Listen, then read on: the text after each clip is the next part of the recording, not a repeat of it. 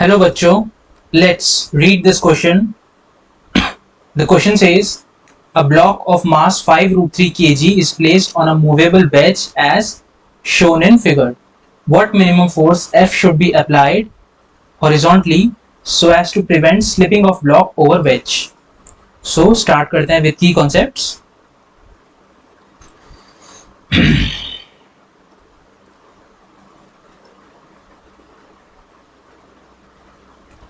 So key concepts. So यहाँ key concept जो use होगा that is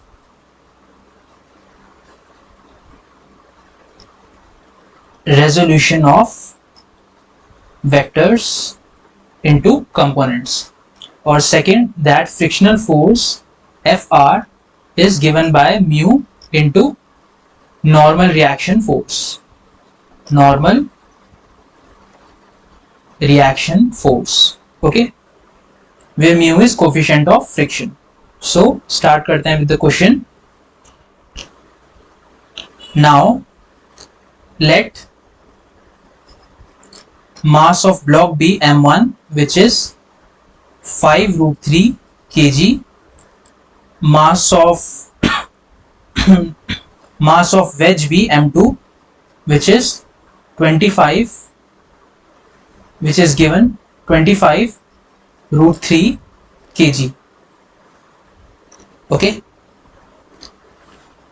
so अब यहां हम देखते हैं ये हमारा नॉर्मल फोर्स जो नीचे की तरफ एक्ट करेगा दैट इज m1g. ये एंगल 60 है तो ये एंगल भी कितना होगा 60 डिग्री. सो ये हो जाएगा हमारा m1g cos 60 और ये वाला हमारा हो जाएगा m1g sin 60.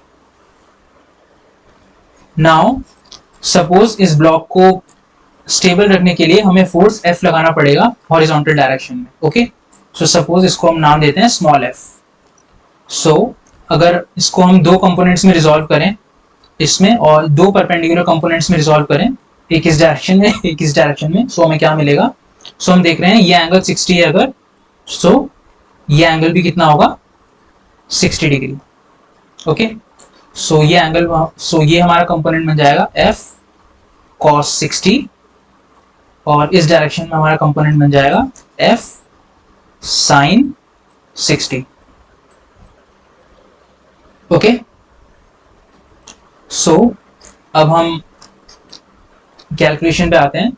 सो डाउनवर्ड फोर्स जो हमारा लग रहा है दैट इज m1g sin 60. सो हमारा डाउनवर्ड फोर्स लग रहा है और हमें पता है कि उसके अपोजिट मोशन इस डायरेक्शन में होगा तो उसके अपोजिट फोर्स कितना लगेगा. एक एक्ट होगा फ्रिक्शनल फोर्स प्लस एक एक्ट होगा हमारा जो ये फोर्स है हॉरिजॉन्टल फोर्स जिसका हमें कंपोनेंट चाहिए F cos 60. सो जो डाउनवर्ड फोर्स है उसके अपोजिट फोर्स एक्ट कर रहे हैं Fr plus that is frictional force plus F cos 60. सो जब ये दोनों फोर्सेस इक्वल हो जाएंगे, राइट हैंड साइड और लेफ्ट हैंड साइड इक्वल हो जाएंगे तो हमारा फोर्सेस सारे बैलेंस हो जाएंगे और ब्लॉक मूव नहीं करेगा.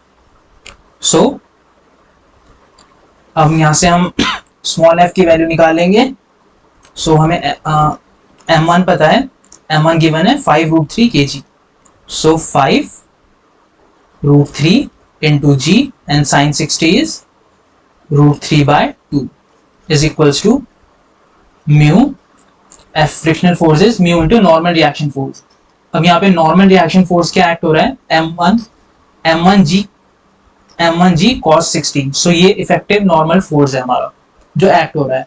सो mu m1g cos 60 plus f और cos 60 की value f by 2. cos 60 is 1 by 2. सो यहां से हम देखेंगे रूट 3 बन जाएगा. सो ये बनेगा 15 by 2g. So 15 by 2 into g where g is acceleration due to gravity. हमें म्यू की वैल्यू गिवन है दैट इज 1 by root 3. सो ये आएगा 1 by root 3 into m1 which is 5 root 3 into g into cos 60 into g into cos 60 is 1 by 2 plus f by 2 f by 2. सो यहां से हम values निकालते हैं. 15 by 2g is equals to 5 by 2g plus f by 2. Equation को 2 से multiply करेंगे अगर तो हमें मिलेगा 15g is equals to 5g plus f. So f आएगा हमारा 10 into g where g is acceleration due to gravity. Equation 1. Now हम क्या देख रहे हैं, जो f हमारा है वो है हॉरिजॉन्टल फोर्स. सो जो हमारी f की वैल्यू आएगी वो एक्चुअली में आई कैप की तरफ कितना एक्ट हो रहा होगा. सो अगर मैं वेज को मूव करता हूं इधर की तरफ इन आई कैप डायरेक्शन, सो उस पर रिफ्लेक्सिव जो न्यूटन थर्ड लॉ के अकॉर्डिंग जो उस पर अपोजिट फोर्स लगेगा वो कितना होगा f. सो एक्चुअली में मैं f फोर्स इधर की तरफ अप्लाई करूंगा सो दैट इस पे अपोजिट फोर्स लगे f और उसका कंपोनेंट्स हमें मिल जाए f cos 60 and f sin 60. Okay, so जो f cos जो हमारा ये आई कैप की डायरेक्शन में आया फोर्स.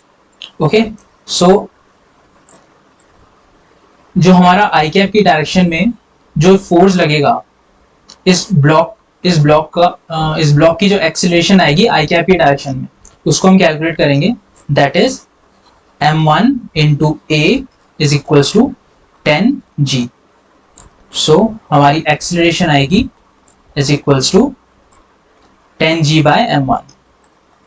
10g by m1. इसको हम नाम देते हैं इक्वेशन 1. सो ये हमारी कौन सी एक्सीलरेशन है, ये हमारी वो एक्सीलरेशन है जो इस ब्लॉक की एक्सीलरेशन होगी in the direction of I cap. Okay, so now अब हम अपने ओरिजिनल फोर्स पे आते हैं. दैट इज कैपिटल F जो एक्ट हो रहा है वो इधर की तरफ एक्ट हो रहा है. सो जब कैपिटल F एक्ट होगा तो उस पर एक्सीलरेशन लगेगी आई कैप की डायरेक्शन में, वो होगी A, राइट. सो अगर F हॉरिजॉन्टल फोर्स है आई कैप की डायरेक्शन में एक्ट होगा सो उसमें एक्सीलरेशन आएगी आई कैप की डायरेक्शन में A. सो वही एक्सीलरेशन ब्लॉक की भी होगी और वेज की भी होगी. ओके, सो जो हमारा ये जो अब हमारा जो फाइनल फोर्स जो हम देख रहे हैं दैट इज जो हमारा ये फोर्स एक्ट होगा, जो हमें ओरिजिनल फोर्स लगाना है F वो आई कैप की डायरेक्शन में. इसका मतलब एक्सीलरेशन भी A की डायरेक्शन आई कैप की डायरेक्शन में होगी. सो हमें क्या पता चलता है कि हमें एक्सीलरेशन मिल गई है 10g by m1 जो कि जो ब्लॉक की होगी आई कैप की डायरेक्शन में. सो एक्सीलरेशन यही एक्सीलरेशन वेज की भी होगी. ओके, सो जो हमारा फाइनल फोर्स है F वो कितना होगा m1 into a plus m2 into a. That is m1 plus m2 a. So m1 हमें मिलेगा, m1 हमें गिवन है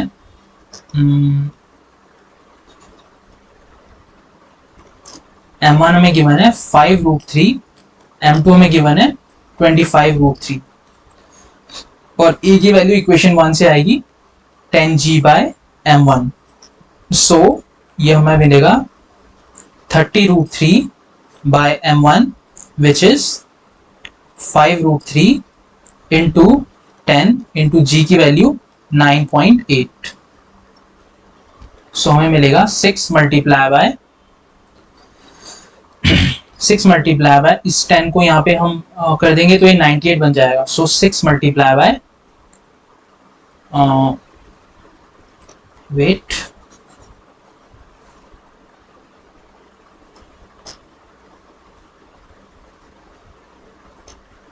सो हमें मिलेगा 5 6 ऑफ 30. सो हमें मिलेगा that is 5 6 and into 98. So 6 into 98.